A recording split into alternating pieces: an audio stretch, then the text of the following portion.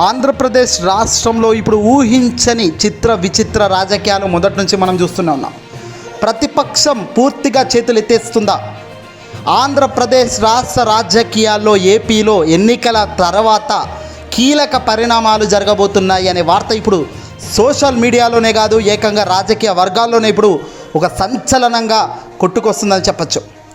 తాజాగా వైఎస్ఆర్సీపీ రెండోసారి ఘన విజయం సాధించడం ఖాయం అనేది ప్రతిపక్ష నాయకులకు కూడా తెలిసిన సత్యమైన విషయం.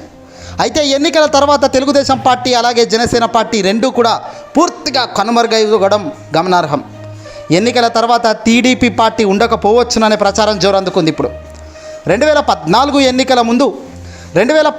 ఎన్నికల ముందు బీజేపీతో కలిసి పనిచేసి ఆ తర్వాత పెద్ద యూటర్న్ తీసుకున్న ఈ పెద్ద మనిషి చంద్రబాబు నాయుడు దేశ ప్రధాని నరేంద్ర మోదీ, కేంద్ర హోంశాఖ మంత్రి అమిత్ షా గారితో సహా బీజేపీపై నోటికొచ్చినట్టుగా మాట్లాడారు. ఆ తర్వాత 2019 ఎన్నికల్లో చంద్రబాబు పార్టీ ఘోర పరాజయం కూడా పాలైంది. కేంద్రంలో మళ్ళీ మోదీ భారీగా గెలిచి ఘన విజయం సాధించారు. అప్పుడు ఇక ఆ తర్వాతి కాలంలో చంద్రబాబు బీజేపీ పెద్దలతో సహయోధ్య కోసం అనేక సార్లు వెంపర్లాడినా ఢిల్లీలో అపాయింట్మెంట్ కూడా కనీసం ఇవ్వలేదు చంద్రబాబుకు.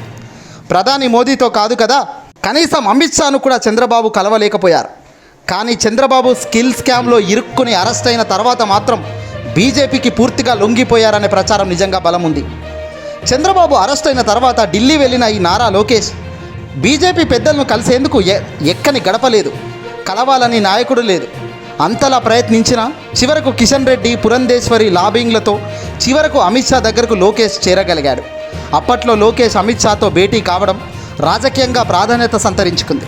ఆ భేటీలోనే తెలుగుదేశం పార్టీని బీజేపీలో విలీనం చేయాలని ప్రతిపాదన తెర మీదకు తెచ్చిందని, కేంద్రం ఈ ప్రశ్నకు టీడీపీ ముందు ఉంచిందని తెలుస్తుంది. ఇక అదే సమయంలో జనసేన పార్టీ అధ్యక్షుడు పవన్ కళ్యాణ్ కూడా ఢిల్లీ వెళ్ళారు. బీజేపీలో జనసేన పార్టీ విలీనం చేయాలని బీజేపీ పెద్దలు పవన్ కళ్యాణ్ను అడిగినట్లుగా తెలుస్తుంది. తెలుగుదేశం పార్టీని ఎన్డీఏలోకి తీసుకోవాలని పవన్ కోరినప్పుడే బీజేపీ నేతలు తమ ఆలోచన బయట పెట్టారట. ఎన్నికల తర్వాత జనసేనను బీజేపీలో విలీనం చేస్తే ఆంధ్రప్రదేశ్లో బీజేపీ బాధ్యతలు అప్పగిస్తామని హామీ ఇచ్చారట. అలాగే పవన్ కళ్యాణ్కు కేంద్ర మంత్రి పదవిని కూడా ఆఫర్ చేసినట్లుగా తెలుస్తుంది. పవన్ కూడా చంద్రబాబును బీజేపీ దగ్గరికి చేసేందుకు చేయాల్సిందంతా చేశారని అందరికీ తెలుసు ఈ విషయం. అయితే ఇప్పుడు ఆ తర్వాత చంద్రబాబు అనారోగ్యంకు బెయిల్ రావడం, ఢిల్లీ వెళ్లడంతో మరోసారి 3 పార్టీల కూటమి ఖాయమైపోయింది. కానీ తెలుగుదేశం పార్టీని విలీనం చేస్తేనే పొత్తు ఉంటుందని మోదీ, అమిత్ షా తేల్చి చెప్పేశారట అన్నాడు. చంద్రబాబు టీడీపీని విలీనం చేయాల్సిన దానిపై ఆలోచించుకోవడానికి సమయం కోరడం, బీజేపీ పొత్తు ఆలస్యం కావడం ఇందుకే జరిగిందట ఇదంతా కూడా. ఇక రాష్ట్రంలో స్కిల్ స్కామ్, అమరావతి భూ కుంభకోణం, ఫైబర్ నెట్ ఇలా అనేక అవినీతి కేసుల్లో చంద్రబాబు ఉక్కిరిబిక్కిరయ్యారు. వీటి నుంచి బయటపడాలంటే బీజేపీ పార్టీ అండ తప్పదని భావించిన ఈ చంద్రబాబు నాయుడు తెలుగుదేశం పార్టీని ఎట్టకేలకు విలీనం చేసేందుకు అంగీకారం తెలిపినట్టుగా తెలుస్తుంది.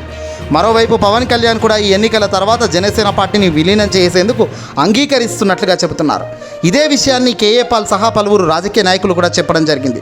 సో మరో 2-3 నెలల తర్వాత తెలుగుదేశం పార్టీ జనసేన బీజేపీలో కలిసిపోవడం ఖాయంగా తెలుస్తుంది. ఇది ఒక పెద్ద ఇది రెండు తెలుగు రాష్ట్రాలనే కాదు, దేశవ్యాప్తంగా ఇది ఒక సంచలనమైన ఒక అప్డేట్.